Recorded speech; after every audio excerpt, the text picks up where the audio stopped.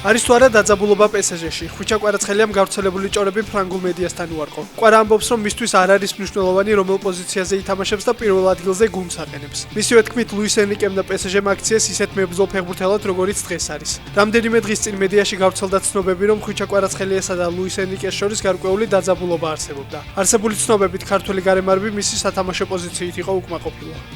გიორგი მამარდაშვილი ლივერპულის სასტარტო შემადგენლობას უბრუნდება. ლივერპულ ოფსაიდის ცნობით ალისონ ბეკერის ტრავმის გამო მამარდა მერსისაიდერული კლუბის კარებს ჩემპიონთა ლიგის შეხვედრაში. გალათასარაის წინააღმდეგ დაიცავს. არსებული ცნობით ბეკერი ვარჯიშზე დაშავდა, თუმცა უცნობია რამდენად სერიოზულია დაზიანება. ქართველი მოჭიდავე დოპინგ სკანდალში. ტესტირების საერთაშორისო სააგენტომ საბოლოო გადაწყვეტილება გამოაცხადა და ავთანდილ კენჭაძეს 20-თვიანი დისკვალიფიკაცია მისცა. მას მსოფლიო ჩემპიონატის ტიტულიც ჩამოერთვა და 2024 წლის 31 ოქტომბრიდან 2025 წლის სექტემბრამდე ყველა შედეგი გაუუქმდა. ორგანიზაცია ამბობს, რომ კენჭაძისთვის ჩატარებულმა ტესტმა აკრძალული ნივთიერება კლომიფენი გამოავლინა. მოჭიდავეს 2025 წლიდან აქვს დროებითი დისკვალიფიკაცია.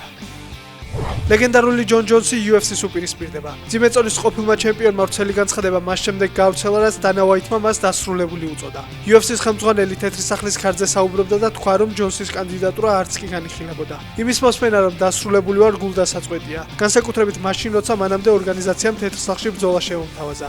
დაწერა მებრძოლმა.